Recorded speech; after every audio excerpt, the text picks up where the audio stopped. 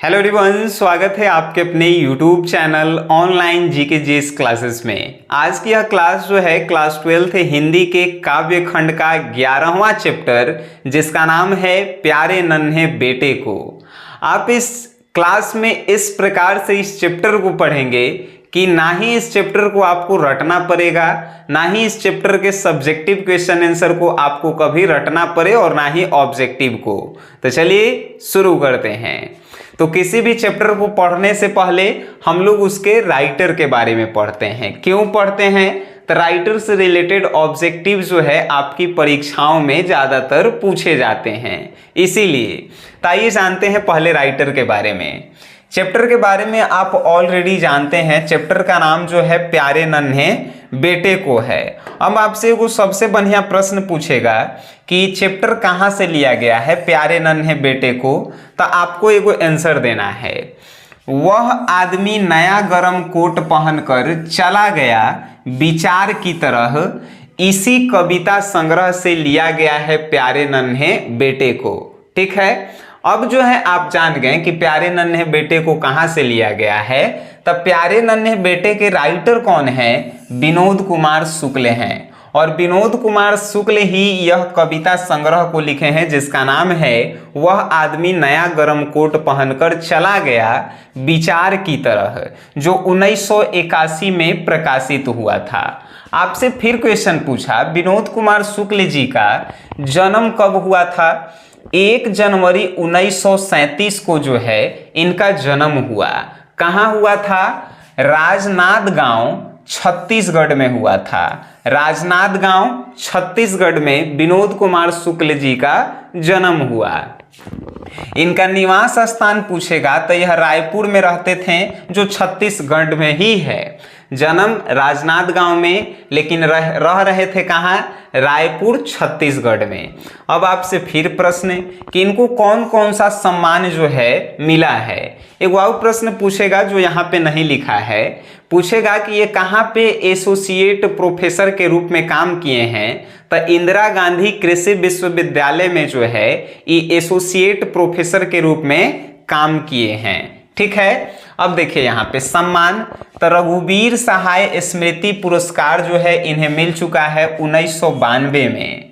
दयाती मोदी कवि शेखर सम्मेलन जो है इन्हें 1997 में मिल चुका है। और उसके बाद साहित्य अकादमी पुरस्कार भी इन्हें मिल चुका है 1997 में। ठीक है, आपके मन में वो प्रश्न चल रहा है कि सर आपने यहाँ पे जन्म लिखा बट मृत्यु काहे नहीं लिखा? अभी तक ये कवि जो है जिंदा हैं तो मृत्यु कैसे लिख सकते हैं, है कि नहीं? आइए, इनकी कृतियां कौन कौन सी है। सबसे पहली इनकी कृति थी लगभग जय हिंद, जो 1971 में प्रकाशित हुई थी, जो कविता संग्रह है। और उसके बाद वह आदमी नया गरम कोट पहनकर चला गया विचार की तरह 1981 में प्रकाशित हुई। फिर जो है सब कुछ होना बचा रहेगा 1992 में ही प्रकाशित हुई। और ये सभी, और एगो लास्ट में कविता संग्रह अतिरिक्त नहीं 2001 में प्रकाशित हुई। ये सभी जो है इनकी कविताएं हैं। कहानी भी इन्होंने बहुत सारी लिखी, जैसे नौकर की कमीज इनकी कहानी है। दीवार पर एक खिड़की रहती थी, इन्हीं की जो है कहानी है। पेड़ पर एक कमरा, इन्हीं की जो है एक कहानी है। इनकी कहानियां जो है काफी ज्यादा प्रचलित रही। एक कहानी जो नौकर की कमीज है वो इतालवी भाषा में भी जो है प्रकाशित हुई, इतना ज्यादा फेमस रहा। ठीक है, और एक कहानी जो पेड़ पर एक कमरा है, इस पे मनी कौल ने जो है फिल्म भी बनाया है। मनी कौल डायरेक्टर हैं जो इनकी कहानी पेड़ पर एक कमरा पर जो है फिल्म भी बनाए हैं। ठीक है, इतना आप जान गए। आप खुद जो है सोचिए का इससे बाहर क्वेश्चन पूछ सकता है ऑब्जेक्टिव राइटर से रिलेटेड? नहीं पूछेगा, नहीं पूछेगा। अब तो हमनी के आगे बढ़ते हैं। अब आप पूरी कविता को पढ़ेंगे आप अपने भाषा में। क्या कह रहा है? प्यारे नन्हे बेटे को कंधे पर बैठा मैं दादा से बड़ा हो गया सुनना यह। ठीक है, कवि यहाँ पे अपने आप से कह रहा है कि हम अपने छोटा बेटा को जो है ओकर एगो कवि के जो है एक बेटा है और एक बेटी है, तो वो अपन छोटा बेटा को जो है कंधे पर बैठाया हुआ है।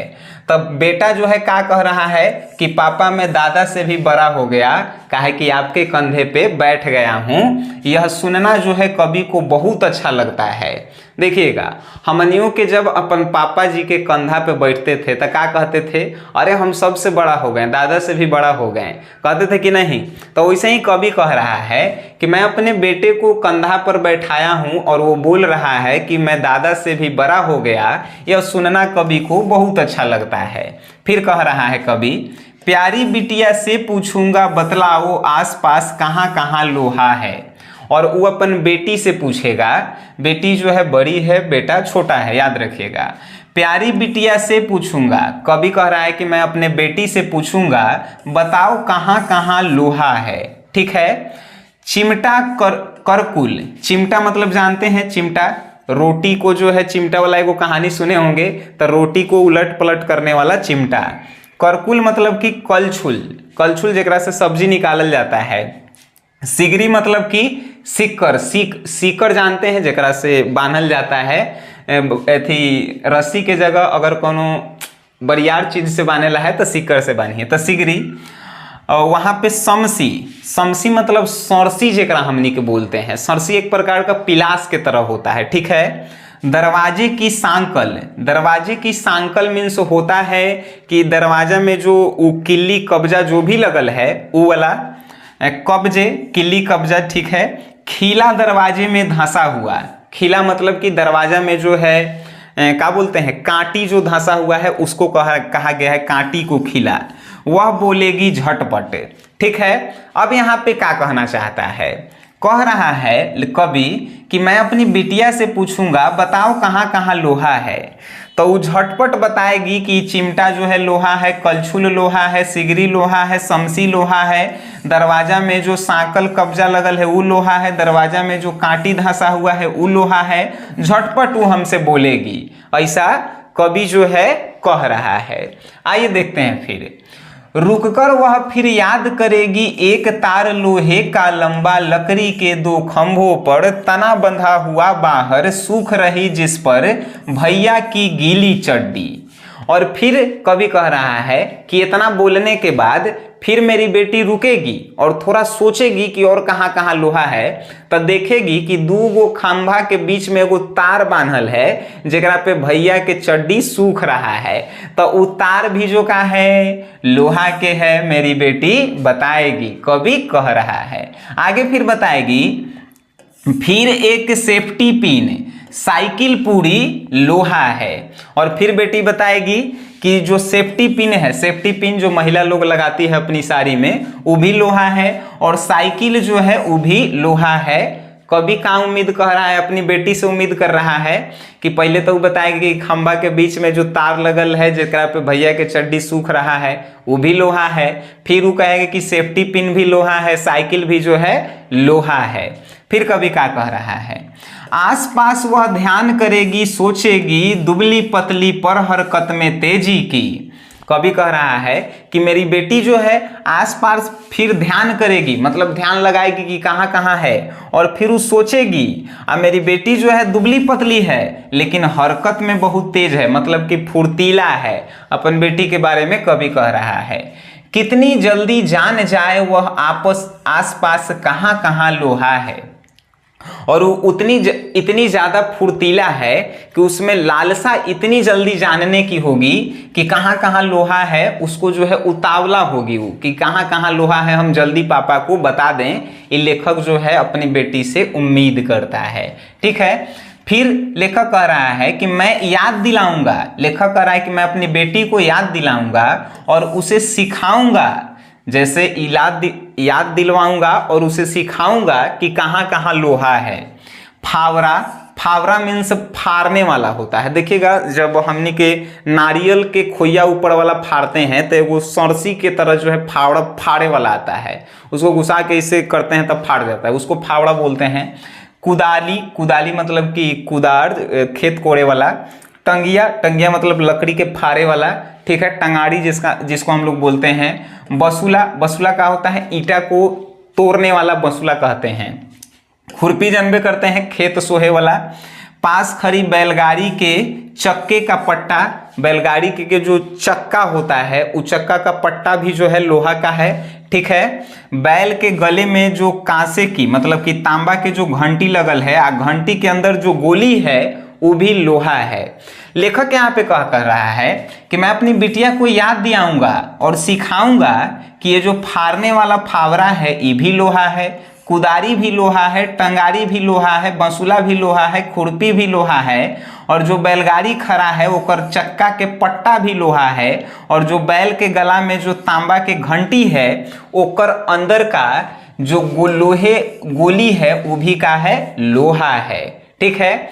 अब कवि क्या कह रहा है? कवि कह रहा है कि हम इतना बता देने के बाद मेरी अब पत्नी अपनी बेटी को याद दिलाएगी, मेरी पत्नी जो है बेटी को याद दिलाएगी, पत्नी याद दिलाएगी जैसे समझाएगी, और पत्नी समझाएगी और पिता जो है सिखाएंगे। पीछे लिखल था कि जैसे मैं सिखाऊंगा, पिता जो है बेटी को सिखाते हैं और पत्नी जो है बेटी को समझाती है।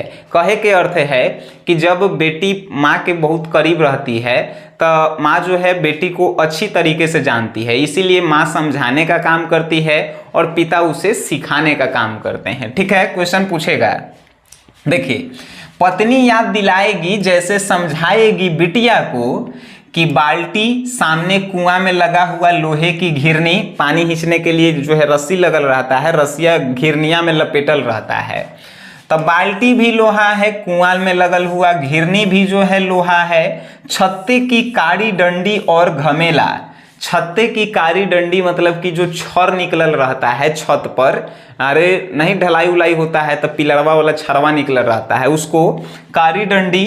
घमेला, घमेला मतलब भी जो है वो क्या कहते हैं उसको, चारों तरफ से घेरल रहता है। अरे छत पे आगे देखिएगा तो नहीं घेरल रहता है, वो भी जो है घमेला। हंसिया मतलब कि हंसुआ, चाकू, भिलाई बलाडीला, जगह जगह लोहे के टीले, ठीक है। पत्नी अब बेटी को क्या बता रही है कि बेटी जो बाल्टी है वो भी लोहा है, जो सामने कुआं में लोहा के घिरनी लगल है, घिरनी जो लगल है वो भी लोहा के है। छत्ता पे जो छड़ देख रही है वो भी जो है लोहा के है, जो छत्ता के आगे लगल है वो भी जो है लोहा के है। हंसुआ भी लोहा के है, चाकू भी लोहा के है।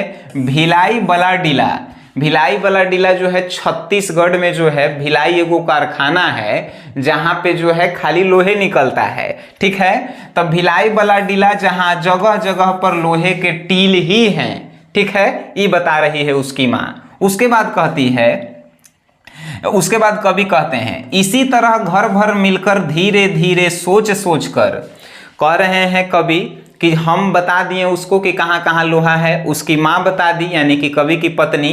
अब घर भर के आदमी जो है इसी तरह धीरे धीरे सोचेंगे और बिटिया को बताएंगे और एक साथ ढूंढेंगे कि कहाँ कहाँ लोहा है। कवि कह रहा है कि जब हम प्रश्न पूछे हैं बिटिया से कि लोहा कहाँ कहाँ है तो वो अपने मन से बता दी, उसके बाद हम उसको सिखा दिए, उसकी माँ उसको समझा दी। अब घर भर के आदमी भी धीरे धीरे सोचेंगे और एक साथ मिलकर ढूंढेंगे कि कहाँ कहाँ जो है लोहा है। इस घटना से उस घटना तक की हर वह आदमी जो मेहनत कस वह लोहा है। अब कवि जो है थोड़ा डीपली जाता है और कहता है, इस घटना से उस घटना तक की हर वह आदमी जो मेहनत कस है वह लोहा है। कवि यहाँ कहना चाहता है, इस घटना के कहे के मतलब जन्म से लेके उस घटना तक कहे के मतलब जवानी तक या बुढ़ापा तक, तो जन्म से लेके बुढ़ापा तक हर एक वो आदमी जो है लोहा है, जो क्या कर रहा है, मेहनत कर रहा है। मेहनत करे कहे के मतलब कि वो जो है शरीर के अपन खटा रहा है। देखिए यहाँ पे आदमी को जो है लोहा कहने के पीछे का रीजन है। लोहा को जिस प्रकार ना ही सर्दी गर्मी बरसात इस सब से प्रभाव पड़ता है, वैसे ही आदमी जो है जो मेहनत करने वाला होता है ओकरा पे कोनो प्रभाव नहीं पड़ता है, वो डेली मेहनत करते रहता है। ये सिखाना चाहता है कवि, इसीलिए आदमी को जो है लोहा कहा गया है। आगे देखिए क्या कह रहा है, हर वो औरत दबी सताई बोझ उठाने वाली लोहा है। हर एक वो औरत लोहा है जिसको घर में सताया जाता है, जिसको घर में दबाया जाता है, मारा जाता है, पीटा जाता है, वो महिला जो है लोहा है। यहाँ पे कवि क्या कहना चाहता था कि जिस प्रकार लोहा को पीटने के बाद, लोहा को तोड़ने के बाद उसका अपना अस्तित्व नहीं खोता है, माने लोहा जो है तोड़ देंगे, गला देंगे तो क्या लोहा से वो चांदी बन जाएगा? नहीं बनेगा। उसी प्रकार एक महिला को दबाया जाता है, सताया जाता है, मारा जाता है, पीटा जाता है, फिर भी वो अपने परिवार के साथ खड़ी रहती है। इसीलिए जो है हर एक वो महिला जो है जो दबी सताई है वो काची के समान है, लोहा के समान है। ठीक है, हमनी के माई भी जो है लोहा के समान है, हमनी के बाबूजी भी जो है लोहा के समान है। काहे कि वो आपके लिए कमाते हैं, ना ही वो धूप देखते हैं, ना ही गर्मी देखते हैं, ना ही सर्दी देखते हैं। बात समझें? Very good. आइए देखते हैं। जल्दी जल्दी मेरे कंधे से ऊंचा हो लड़का, लड़की का हो दूल्हा प्यारा, उस घटना तक की हर वह आदमी जो मेहनत कश लोहा है। कवि जो है कह रहा है कि मैं आशा करता हूं कि जल्दी जल्दी मेरा बेटा जो है हमसे भी ऊंचा हो। हर एक बाप चाहता है कि मेरा बेटा जो है हमसे भी लंबा हो, ऊंचा हो, और हम जो नहीं किए वो मेरा बेटा करे। तो वही यहाँ पे कवि भी कह रहे हैं कि जल्दी जल्दी मेरे कंधे से भी ऊंचा हो जाए मेरा लड़का, और मेरी लड़की का जो है दूल्हा हो वो सबसे प्यारा हो। मतलब लड़की के शादी की उम्र जब हो तो उसका दूल्हा जो है सबसे प्यारा हो। कहने का मतलब हर एक बाप चाहता है कि बेटा हमसे जो है बड़ा आदमी बने, और मेरी बेटी का जो शादी हो एक अच्छे घर में एक अच्छे लड़के के साथ हो। यही यहाँ पे कवि कह रहे हैं। ठीक है, उस घटना तक की हर वह आदमी जो मेहनत कश लोहा है। और बचपन से लेके बुढ़ापा तक हर एक वो आदमी लोहा है जो रोज मेहनत कर रहा है। ठीक है, ये कह रहा है हर वो औरत दबी सताई बोझ उठाने वाली लोहा है। हर एक वो महिला जो है जो दबी सताई है वो का है, लोहा है। अगर आपको एक कविता थोड़ा सा भी समझ में आया होगा तो आपसे ना ही ऑब्जेक्टिव छूटेंगे ना ही सब्जेक्टिव। एक बार खुद से प्रयास कीजिए, ठीक है, बनाने का। और इसके जो है आप पीडीएफ नोट्स चाहते हैं तो आप जानते हैं क्या करेला है, प्ले स्टोर से एसजीएस क्लासेस एप्लीकेशन को डाउनलोड करेला है। इसमें जो है आपको पूरा हिंदी, चाहे आप कोनो सब्जेक्ट से हो, हिंदी हो, इंग्लिश हो, केमिस्ट्री हो, फिजिक्स हो, मैथ हो, हिस्ट्री हो, ज्योग्राफी हो, बायोलॉजी, अरे कुछ हो के ये एप्लीकेशन में जाइए, नोट्स मिलेगा, वीडियो लेक्चर मिलेंगे, टेस्ट सीरीज मिलेगा, सब कुछ मिलेगा। देर मत कीजिए, जल्दी ये डाउनलोड कीजिए। तो वीडियो देखे हैं, अच्छा लगा है तो इस वीडियो को अपने दोस्तों में शेयर करें, और वीडियो देखे हैं उसके लिए धन्यवाद।